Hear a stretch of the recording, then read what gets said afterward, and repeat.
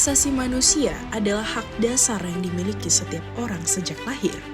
Hak ini bersifat universal, tidak dapat dicabut dan meliputi kebebasan untuk hidup, berpendapat, bekerja, serta bebas diskriminasi. HAM memastikan setiap manusia dihargai dan dapat perlakuan yang adil.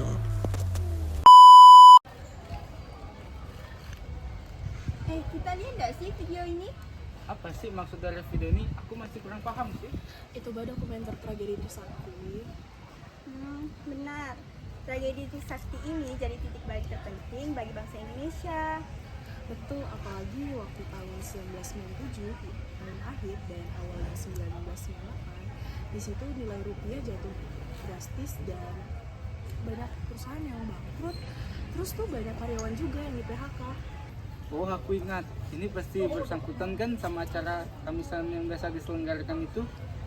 Ya, jadi pada dasarnya tragedi pertarungan politik antar rakyat yang menuntut perubahan dan rezim yang berusaha mempertahankan kekuasaannya. Ya, pada akhirnya banyak terjadinya pelanggaran HAM, kekerasan pada 4 mahasiswa sampai tewas loh teman-teman. Terus tau nggak siapa yang nembak? Itu aparat sendiri, dan itu terjadi pada masa Orde Baru. Gila nggak sih? Gila sih. Ini apa tuh? Nggak tahu kok. Bim? Yalah, kita gantiin dulu. Ayo lah. Laptopnya juga.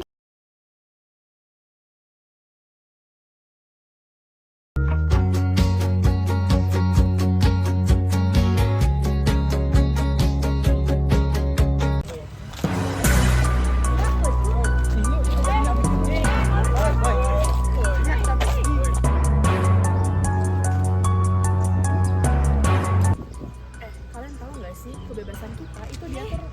Jangan kayak gitu. Kebebasan kita diatur oleh kebebasan orang lain. Jadi kalian tuh nggak punya hak untuk bully dia. Kalian tahu nggak? Ini tuh pelanggaran HAM. Ada siapa boy? Woi, kita ini tahu enggak? Kita yang melanggar pasal 8 ayat 3 Undang-Undang 1945. Bunyi dia, setiap pendapat orang lain itu kayak kebebasannya masing-masing. Ceramah boy. Apa Kita ini lagi? bisa kami laporkan ke pihak berwajib. Kan ya orang kayak gini. Kita Laporkan baca ada bukti ya dia. mana kita boy? Oh, ya. Coba ada bukti ya. Apa kita bilang? Nggak ada bukti. Haha. Ngapa nih? Ngapa nih yang ambil HP orang? Jelas Woi, nampak woi. mukaku sini nampak. Apa kalian ambil HP ku nih ya? Gila. Nampak benar mukaku situ. Apa? Apa ini tak ada? Tahu sama semua. Kepantang dah di kamera. Janganlah lapor ya. Maaflah, sumpah. Nggak lagi kami kayak gitu. Jangan lapor ya. Diam lah, kami kasih dia lah ya. Janganlah ya. Gitu. Eh, Kita jangan minta lapor, maaf ya. langsung ke orangnya atau kami laporkan kita ke pihak wajib. Coba ada nih. Maaf ya lah. Woi. Dek, Kami minta maaf ya tadi ya. Soal tadi ya. Enggak udah. Nggak usah tadi. Siapa ya? Minta maaf. Dia. Minta maaf ya. Minta maaf ya. Canda Pak tadi. Di. Maaf ya. Pokoknya dia ya. Nah kawan-kawan, jadi yang kita saksikan tadi adalah bentuk dari pelanggaran HAM. Nah betul tuh kawan-kawan, mereka itu telah melanggar pasal 28 ayat 3 dalam Undang-Undang Dasar 1945 yang berbunyi setiap orang berhak mendapatkan kebebasan dan mengeluarkan pendapat. Nah jadi karena kebebasan kita diatur orang lain yang dimana kebebasan kita harus memikirkan perasaan orang lain. Nah jadi tuh mereka itu adalah suatu perbuatan yang salah dan tidak baik untuk ditiru. Karena itu melanggar HAM. Itu kayaknya nggak ada ya yang salah satu bisa tanggung jawab penuh. Soalnya ini kan konfliknya itu dasarnya itu kompleks ya, dari pemerintahan dengan masyarakat juga. Tapi itu kayaknya bagus kalau pemerintah itu mengambil regulasi supaya apa ya, membantu masyarakat atau mahasiswa yang tadi itu udah penuh kan, ini pasti menyebabkan konflik atau isu-isu lain. Jadi pemerintah tuh kayak mengambil regulasi atau mungkin pemerintah lah yang mau tanggung jawabnya. Soalnya kan juga itu dari sisi komando ya, yang juga itu bagian dari pemerintahan. Pernah dengar nggak sih tentang tragedi Trisakti pada masa zaman Pak Soeharto? Iya, saya pernah dengar beritanya. Tanggapan kakak mengenai tragedi Trisakti tersebut apa sih? Tanggapan saya mengenai tragedi tersebut, banyak sekali terjadi pelanggaran HAM. Kalau kita bisa buat satu aturan gitu ya tentang hak yang harus dipenuhi semua orang gitu, mau di sekolah, di lingkungan, di kelas, ke sekolah mana lah pokoknya ya. Kalau bisa tuh buat aturan apa lah gitu yang bisa adil ke semua orang gitu. Dalam hak ya, konteks. Kalau dalam konteks hak aturan, sejujurnya dia belum kepikiran sampai situ sih Kak ya. Tapi mungkin kalau bisa, dia pengen kalau di dalam masalah sosial sekarang, apalagi di sekolah, itu pasti ada beberapa golongan yang lebih dominan dibanding yang introvert. Nah, dia mungkin pengen punya introvert itu punya ruang diskusi tersendiri yang dimana hasil dari ruang diskusi tersebut dapat diutarakan.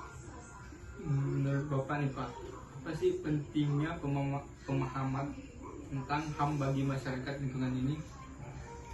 Kalau HAM itu kan disebut hak asasi manusia. Jadi dengan adanya HAM, sebenarnya masyarakat itu terbantu supaya tidak ada sewenang-wenang itu misalnya pemerintah atau aparat tidak sewenang-wenang dia. Jadi ada mungkin bisa nanti ada pelanggaran HAM ringan misalnya. Menurut saya tragedi Trisakti 1998 itu sangat melanggar hak asasi manusia karena aparat banyak menembaki mahasiswa yang sedang demo secara damai. Tragedi ini juga mendorongnya untuk Orde Baru dan lahirnya reformasi. Kalau menurut saya itu sudah jelas itu pelanggaran HAM karena mahasiswa ingin menyuarakan pendapat dengan damai. Mungkin beberapa oknum bertindak anarkis. Pasca demonstran. Jadi kenapa disebutkan sebagai Trisakti? Karena itu adalah Universitas Trisakti itu sendiri demo.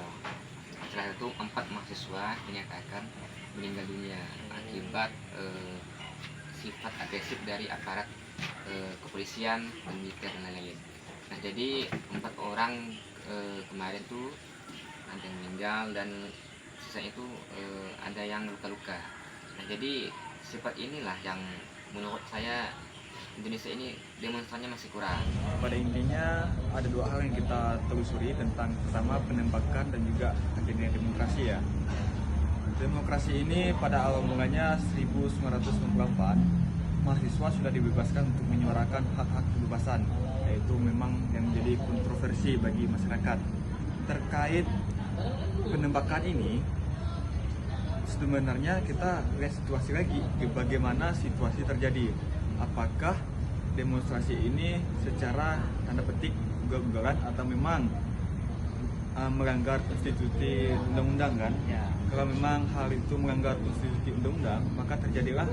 Tetapi tidak seperti yang penembakan segala macam itu sudah melebihi untuk dikatakan peneguran ataupun pengawasan sebagai aparat negara.